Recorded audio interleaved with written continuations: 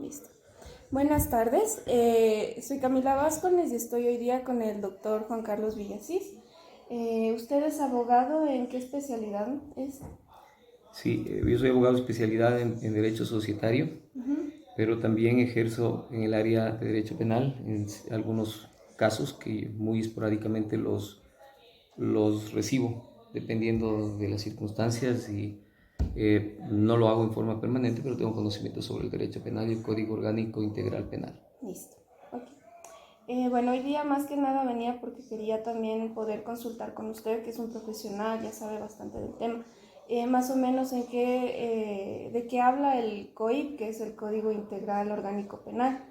Si nos podría comentar un poquito qué es lo que abarca. Correcto, el Código Orgánico Integral Penal, conocido como COIP, es el código que establece todo el proceso penal al que tiene que someterse una persona que ha cometido un delito y al que tiene que someterse las personas que han sido victimadas o que han sido objeto de alguna eh, irregularidad cometida por alguien sobre ellos. Entonces el Código Orgánico Integral Penal regula todo el cometimiento de las áreas del derecho penal, Ok. en todos los ámbitos. Ok, ya, esto quiere decir que abarca todo tipo de crímenes o faltas a la ley que puedan haber, no importa desde dónde venga, ¿verdad? Absolutamente todos los, mejor dicho, no podía ser, todos los crímenes y todas las transgresiones a la ley que atentan contra las personas son delitos penales, Ya, de listo. integridad de las personas o de sus bienes. Ya, ok, listo. En específico, ahora mismo queríamos averiguar un poco sobre tres artículos. Sin embargo, usted también me comentó hace un momento que hay un artículo que es el 510, que parece que es muy importante en relación al otro artículo que también quería conversar, que es el 511. Así ¿Sí? es. Ok. ¿Le parece si empezamos hablando desde ahí? Sí, Ujú, si le parece, sigamos el orden que establece el código. ujú. Tenemos un primer artículo que usted me ha mencionado, que es el artículo 463, Sí, ¿no es ajá. cierto? El artículo 463 establece de una manera muy clara cómo se procede en la obtención de los fluidos corporales, componentes orgánicos y genéticos moleculares de las víctimas o dentro del procedimiento de la prueba, de la toma de pruebas del procedimiento penal. Ujú, Entonces, aquí habla muy claramente de la necesidad que tenemos de que la víctima solamente puede someterse al peritaje o a la intervención de un profesional de la medicina para la toma de muestras bajo su absoluta aceptación. ujú. Y para eso se establece que tiene que haber también procedimientos muy profesionales que solamente los pueden tener personas especializadas en psicología, específicamente, que entiendo que es la rama que usted estudia y que es la que un poco les interesa saber más sobre cómo proceder o qué es lo que va a suceder. Entonces, se establece que los exámenes se practicarán con estrictas condiciones de confidencialidad y respeto a la intimidad y requiere para eso la intervención de profesionales específicos en ciencias forenses, en sistemas especializados en investigación de medicina legal y también de la psicología y de la psiquiatría.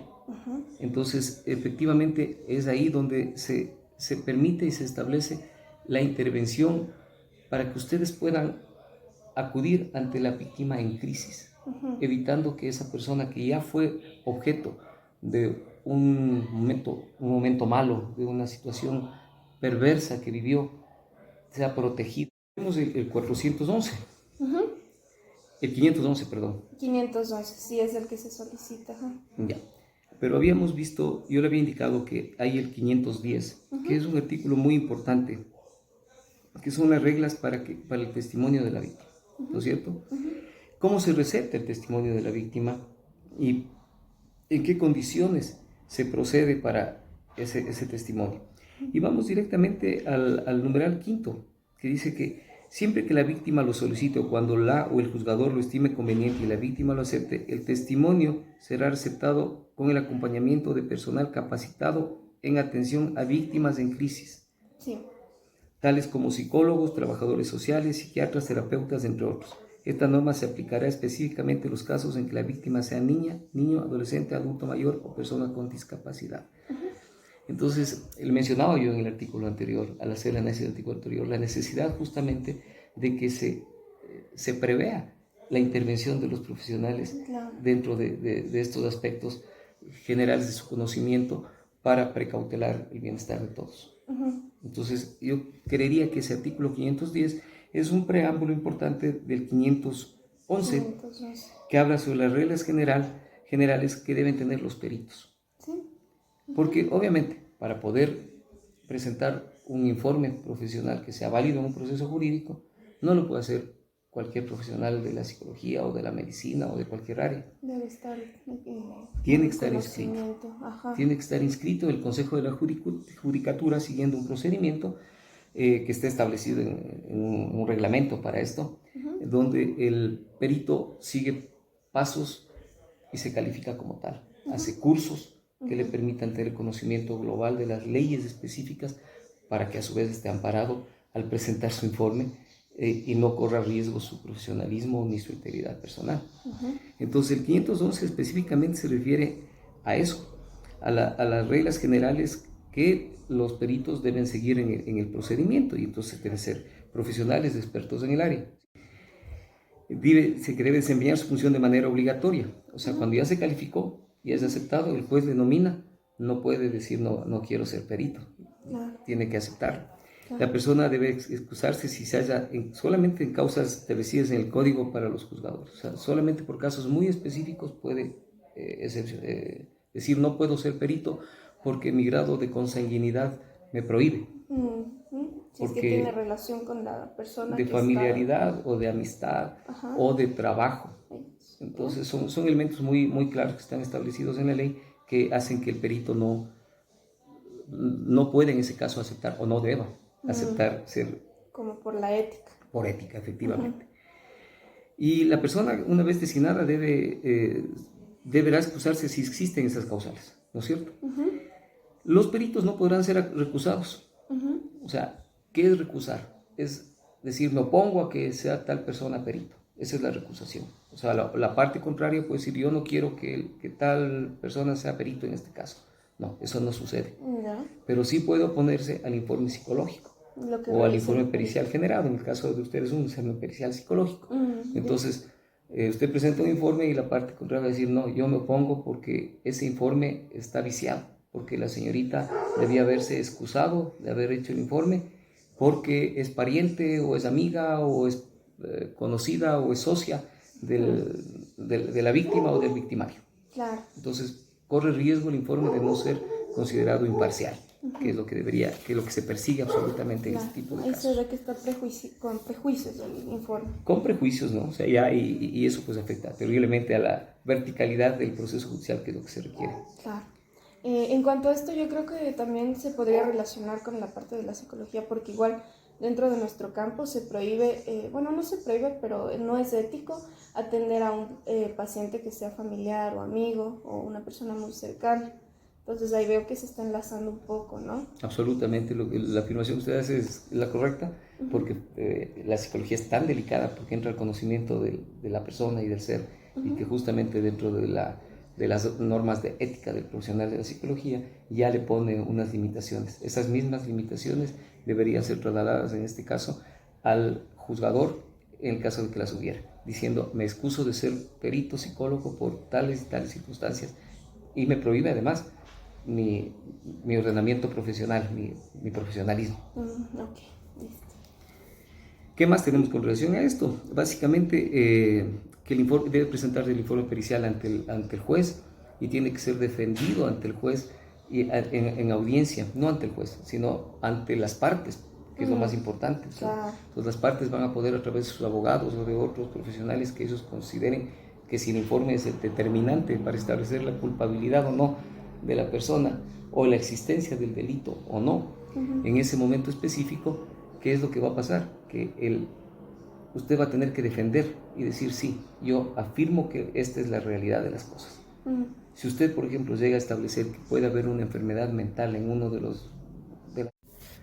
si su peritaje llega a establecer que existe una enfermedad mental en una de las partes del proceso, o sea, la víctima o el victimario, el acusado y el defendido, en ese momento usted va a tener que, si es presunción, pedir al juez, decir, señor juez, existe esta presunción, hay que salir de la duda y determinar si en realidad existe o no esa enfermedad. Porque no nos olvidemos que el enfermo mental no es sujeto de juzgamiento. O sea, no puede ser juzgado una persona enferma mental. Tiene que ser curado porque es un enfermo. Entonces, el cometimiento de ese delito conlleva a que esa persona tenga que ser tratado de una forma diferente a un delincuente común. Claro, y también ver dentro, me imagino, dentro de las posibilidades, digamos, tal vez no es una enfermedad que sea curable, entonces ver qué se puede hacer en esos momentos. Correcto, o sea, puede hablarse ya de un proceso de un internamiento en un hospital psiquiátrico, claro, en un centro de recuperación mental.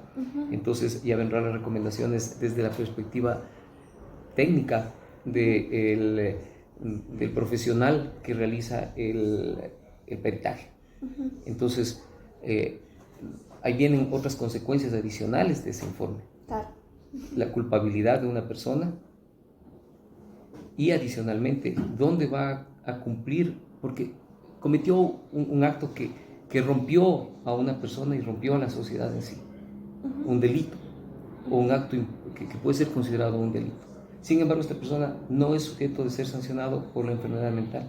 ¿Dónde tiene que ir a cumplir tiene que ir a cumplir una pena o tiene que ir a un centro médico? Tiene que ir a un centro médico.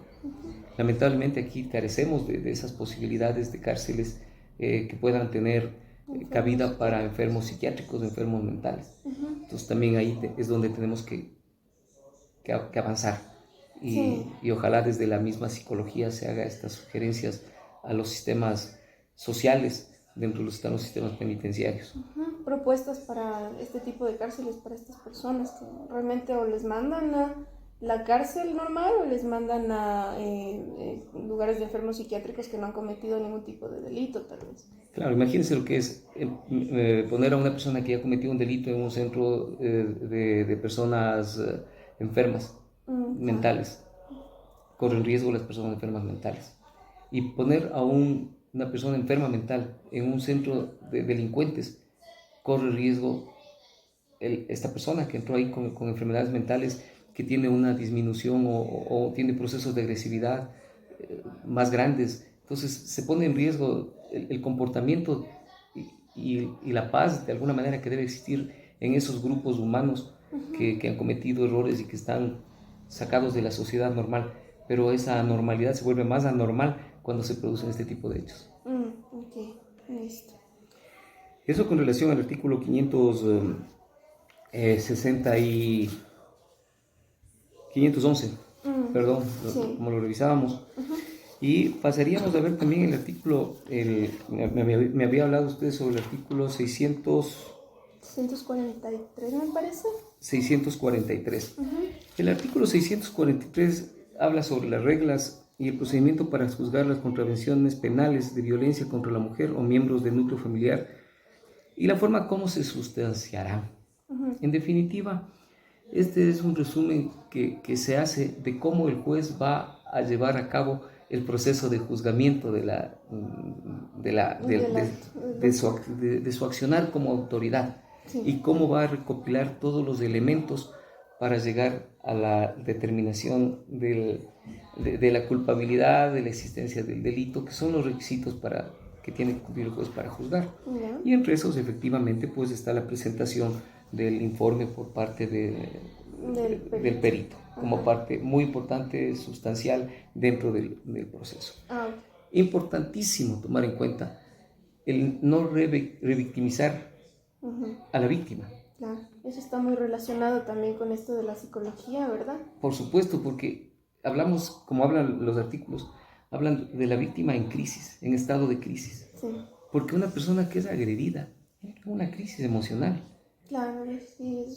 Y ustedes, profesionales de la psicología, van a pretender que esa persona salga de esa crisis. Claro. Esa persona va a necesitar ayuda psicológica para salir de una crisis. Y justamente el código también habla de la posibilidad de evitar a toda costa la revictimización. ¿En qué consiste la revictimización? En estar recordando a la persona en forma permanente que ha sido víctima de un abuso. Entonces, solamente supongamos, ¿qué va a significar para una mujer que ha sido víctima de una violación y que quiere olvidar ese mal momento? Tener que recurrir cada vez que el juez va a necesitar hacer una intervención dentro del proceso judicial para emitir un auto dentro del proceso, para emitir una prueba dentro del proceso, para reabrir lo que la otra parte pide. Y cada vez va a tener que estarle pidiendo que intervenga la víctima. Entonces, ¿qué tiene que hacer el profesional de la psicología? Dejar, si fue llamado para intervenir, todos los profesionales tienen que hacerlo, pero en este caso de psicología particularmente, tiene que dejar sentado muy claramente su informe para evitar que sea nuevamente llamada la víctima a seguir siendo objeto de investigaciones y preguntas y consultas que le van a recordar su mal momento. Claro. Entonces, evitemos la revictimización particularmente y presentemos siempre los informes con apego a la ética y al profesionalismo que ustedes están recibiendo en la formación. Claro. Sí, sobre todo aquí, bueno, se está buscando la integridad de la persona, el bienestar, tanto por parte de la parte judicial, por parte psicológica. Entonces sí, me imagino que estar revictimizando también puede generar que la víctima quiera renunciar al proceso y no se haga la justicia que se debe hacer. Sí, particularmente en los delitos estos de agresión sexual y delitos familiares, son delitos en donde la víctima es quien tiene que seguir la causa. Claro, y ¿No es puede cierto? ser hasta desgastante. Puede ser desgastante, porque la mayoría de los delitos son perseguibles de oficio. El Estado asume la responsabilidad de generar una limpieza que se llama vindicta pública, porque en un delito el delincuente, quien ofende a la víctima, y yo siempre he hablado de víctima y victimario, no de delincuente, pero porque delincuentes son...